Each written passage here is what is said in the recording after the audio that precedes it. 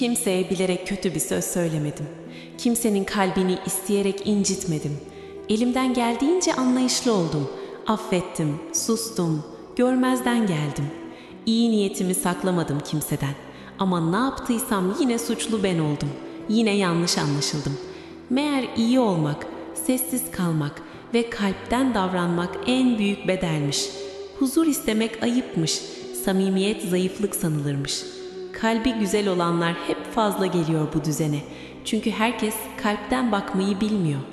Ben kötülük öğrenmedim, kirlenmeyi seçmedim.